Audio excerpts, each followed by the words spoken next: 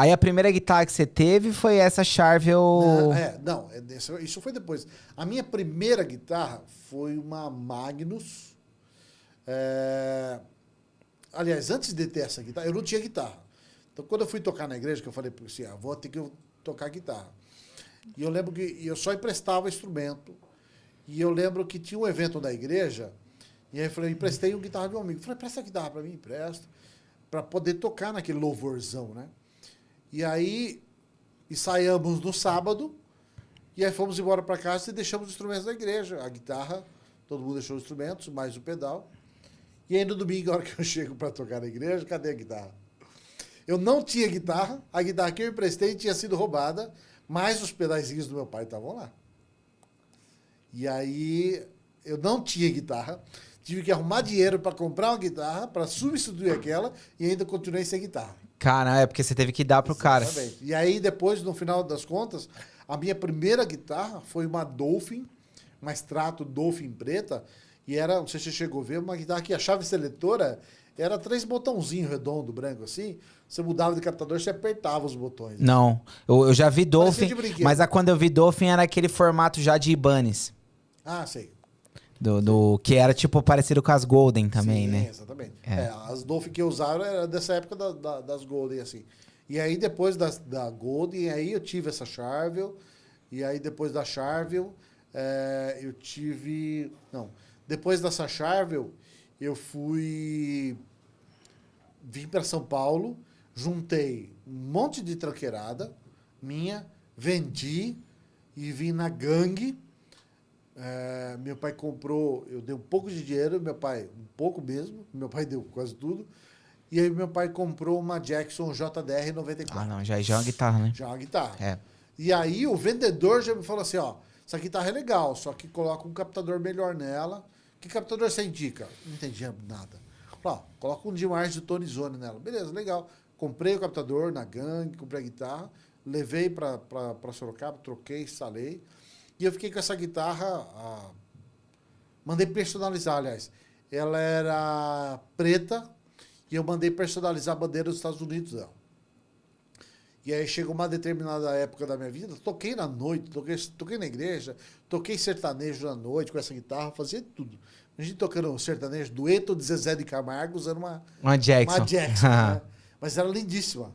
E aí chegou uma época da minha vida que eu tive que vender essa guitarra porque passava necessidade mesmo. Assim, eu tinha meu menino que tem 25, vai fazer 25 anos agora, tinha pouco mais de um ano, eu estava passando uma situação de dificuldade na vida. E eu acabei vendendo essa guitarra, vendi ela, um ampli da Pivey e uma pedaleira RP7 valvulada. Vendi para o Clodoaldo do Pirajá e aí vendi chorando. Cara, foi... É uma dor, né? Foi uma dor para mim vender aquele instrumento lá.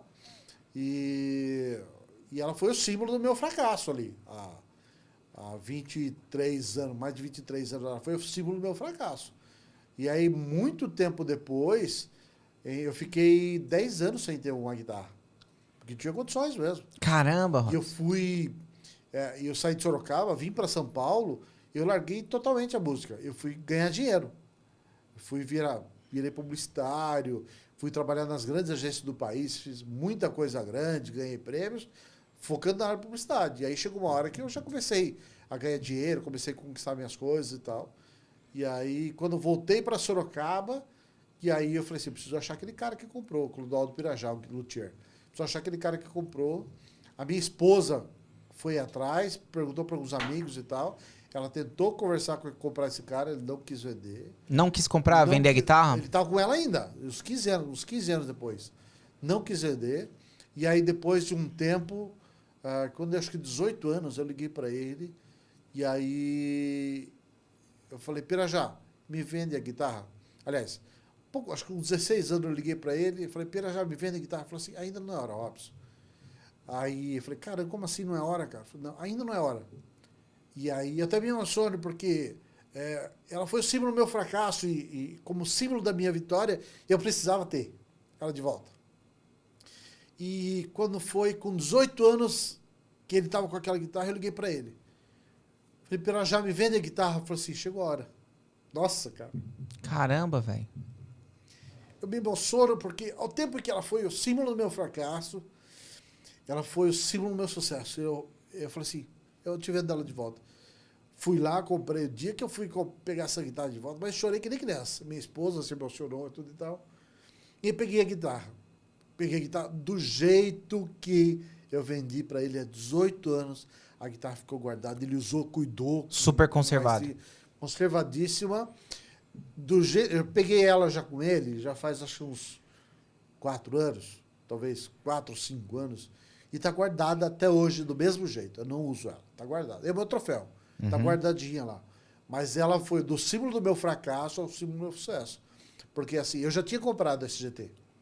Então, ou seja, Você já tinha? Já tinha comprado esse GT, eu já tinha centenas de guitarras no estoque. Imagine assim, você tem centenas de guitarras no estoque, mas elas não fazem a mínima diferença se você não tiver aquela guitarra. É. Não, mas o que eu penso assim é como a vida é uma coisa maluca, né? Porque você teve que vender tua guitarra porque você tava passando necessidade e você não sabia que um dia você ia ter uma marca de guitarra. Exatamente. Você entendeu? Houve uma época que você não podia ter uma guitarra. Uma guitarra. Não tinha condições. Mas lá na frente você teria uma fábrica de guitarra. Quem ia imaginar? Cara, isso não é loucura, a vida? É loucura. Vida. É Deus. Deus que faz isso na vida da gente. Para nós que somos cristãos, é um processo em que nós precisamos passar. Naquele momento, era um processo que eu precisava passar. É um processo de necessidade que eu tinha ali, de amadurecimento, de entender, de sacrifício. Eu fiz um sacrifício daquela vez. Em detrimento do sustento da minha família, Sim.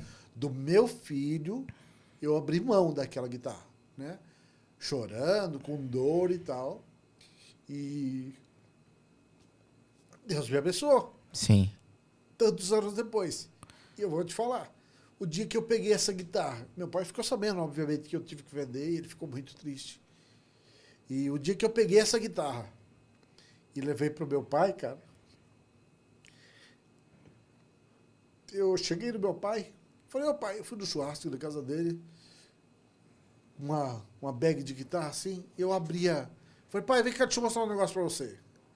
O que foi? Aí eu peguei, fui abrindo assim, meio que tentando segurar o choro. Eu abri. No que eu abri e coloquei na mesa, cara, nossa. Meu pai chorou. Meu pai chorou muito. Da mesma forma que eu chorei, porque ele entendeu a vitória. Sim. Você não precisou nem explicar, né? Não é o dinheiro. Esse é o X. Ele entendeu a vitória. Porque ele sabia o quanto aquele presente representava para mim, aquela guitarra representava para mim. Aliás, não foi eu que comprei o instrumento, agora que eu lembrei. Foi a minha esposa que me deu esse instrumento de volta. Porque ela tentou várias vezes falar com o Pirajá. E aí, quando ela me ligou, falou assim, liga para ele e fala que eu quero comprar o instrumento de volta. E aí eu liguei. Eu estou lembrando agora que minha esposa faz totalmente diferente. Da mesma época, mesmo jeito que ela sofreu comigo naquela época, ela também se alegrou. Então, o dia que eu tirei aquele instrumento da bag e mostrei para o meu pai, eu lembro a cena até hoje, meu pai caindo de joelho, agradecendo e chorando. Chorando e agradecendo a Deus pela vitória que o filho dele teve naquele momento. Então, para mim, é algo que eu vou levar para a eternidade.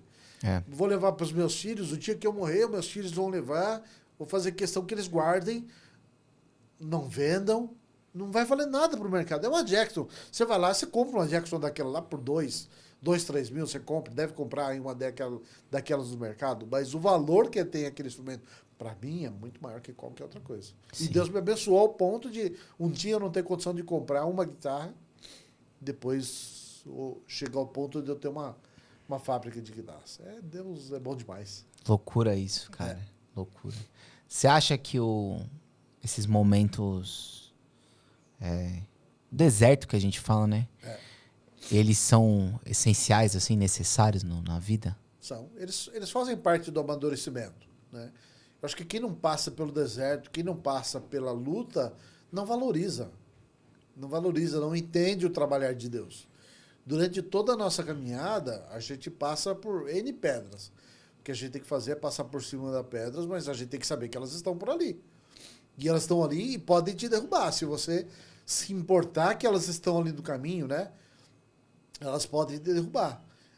Então a gente precisa entender que essas pedras do caminho, elas servem para deixar a gente mais forte, deixar a gente mais esperto. Poxa, tem uma pedra ali, eu vou desviar, vou passar por cima, né? Deus vai estar sempre do seu lado ali, te auxiliando, te dando sabedoria nos momentos mais difíceis. O cara precisa entender que isso faz parte, né? Faz parte. Isso vai proporcionar um crescimento. É óbvio que não deixa de ser uma dificuldade, não deixa de ser triste, não deixa de ser pesado, não deixa de ser um fardo difícil de carregar.